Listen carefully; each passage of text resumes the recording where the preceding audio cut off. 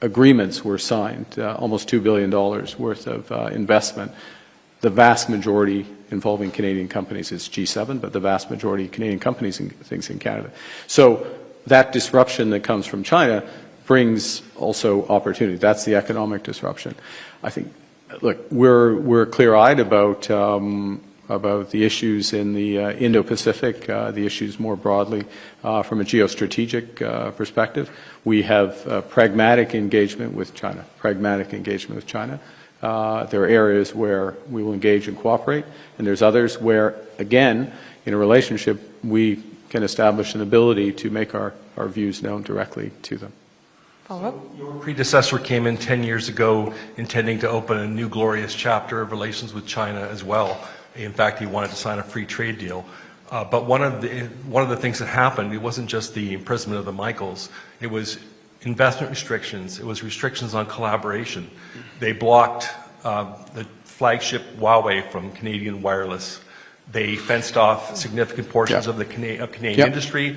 They restricted funding for any collaboration with Chinese state and military institutions. Were any of those things wrong? And are you going to revisit the restrictions on Chinese investment in Canada? Look, first thing, what's done is done. I mean, the past is the past, and the question is where you look moving forward. Part of the approach, certainly that I will take, and I think the expectation from President Xi, Premier Li, from the Chinese side, is to be clear what are the areas where we can cooperate, and what are the areas where we wouldn't? What are the sensitive areas in terms of inbound investment from China, or from their perspective, Canadian investment or activity in China? And there is a very large area. I don't think they're particularly. I didn't ask them the question yesterday. Didn't get down to this level of detail, but Lululemon or Canada Goose into China, I think that's okay. Certain elements of cyber cooperation and others in China or in Canada, that's a different issue. So it's being clear on where they are. I'm not going to spell them all out right now. It's part of the engagement. Next question. Okay. Prime Minister Brian Platt with Bloomberg. Last year, your predecessor put tariffs on, pretty steep tariffs on 3 Chinese products, essentially, steel, aluminum, electric vehicles. The readout after your meeting yesterday said you discussed solutions to some of these irritants. It did not say steel and aluminum. It did say electric vehicles. So should we take that to mean steel and aluminum are off the table here, but Canada's tariffs on EVs, that is something you're willing to look at and revisit? The way I would frame it, and it's early days, so I don't want to get too far ahead. There are questions about where our cooperation is in energy, and I'm going to use energy in the broadest sense, and I'll be a little more specific now. But it's part of the way to have the relationship is where are we going in energy? PetroChina, Chinese oil company, is one of the purchasers of LNG from what's called LNG-1, the first of those I referenced in my remarks. I think they're 15%. There's a variety. The Korean gas company, Petronas in Malaysia, also purchases. There's a range. Shell would be another.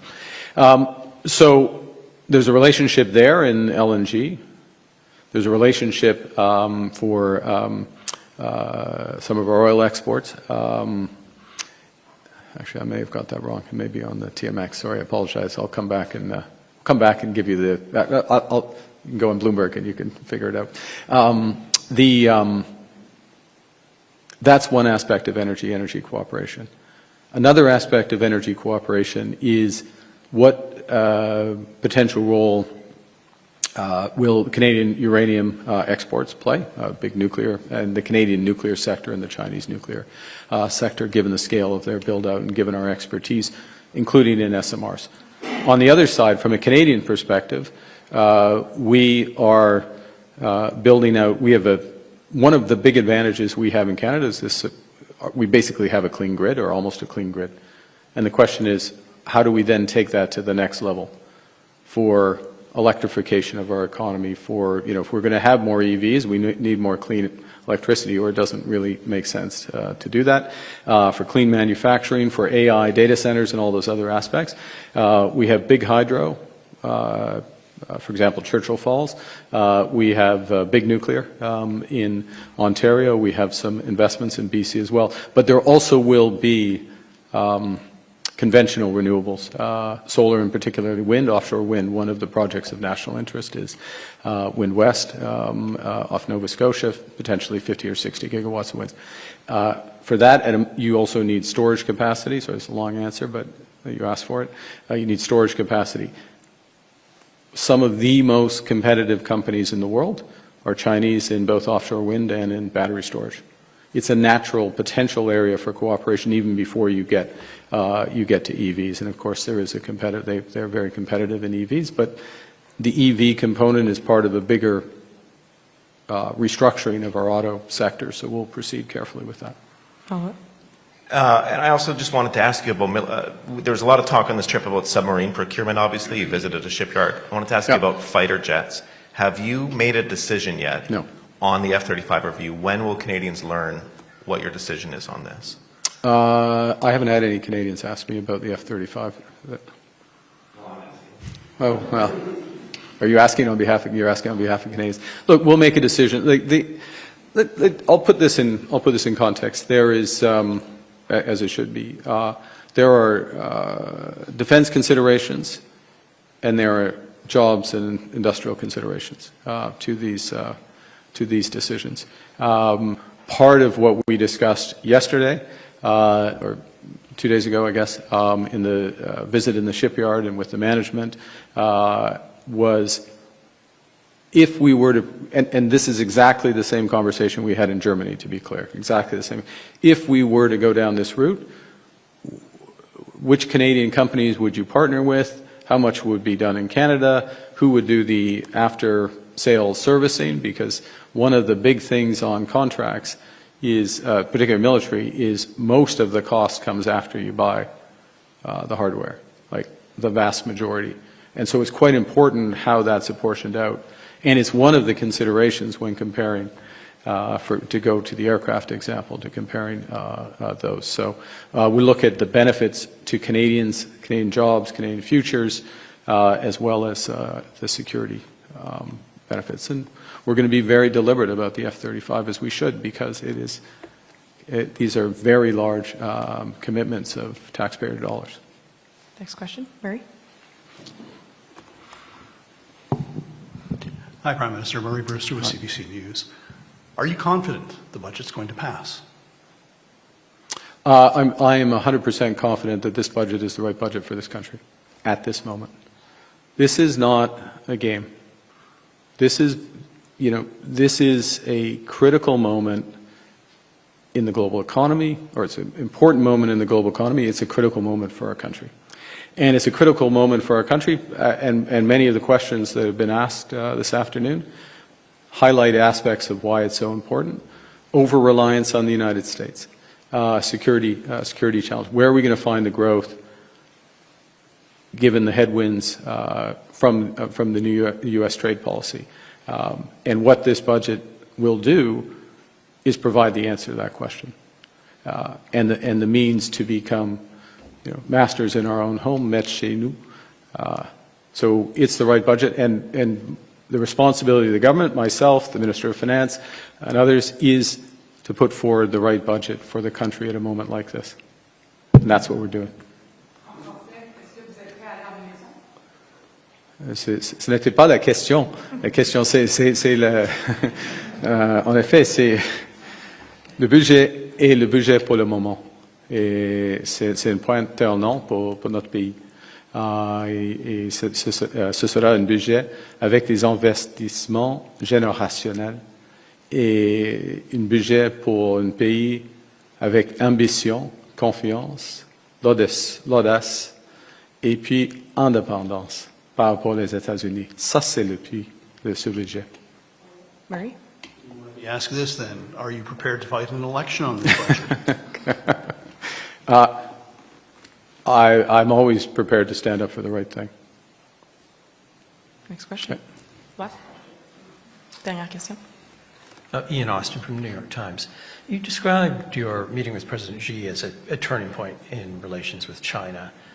What changed to make that happen, and what needs to happen now to make sure that forward momentum continues and things don't reverse again? I think we both described it as such, first point. I think at its core, it is about the way we treat each other, interact with each other, what we were saying earlier, this sort of pragmatic engagement. Where can we engage? Where are we not going to engage? Where do we agree? Where can we build? Where do we disagree? And we're not. And being clear about that. And there may be some bumps along the way when there's some ambiguity, but ironing those out as quickly as possible. And then there is, because there are a lot of areas where cooperation makes sense. Look, I'll give you an example. We are two countries that care about climate change and care about global solutions to climate change. Right there's an enormous area for cooperation. We are two countries, at least Canada traditionally has been a country who understands the international monetary and financial system and the changes in the international monetary and financial system, understand the importance of financial stability, the issues with transition and other aspects. This is an issue when you're the rising economic power. So there's another area of engagement there. So there's a host of places where there is an alignment of issue above and beyond the direct commercial ties. Follow-up.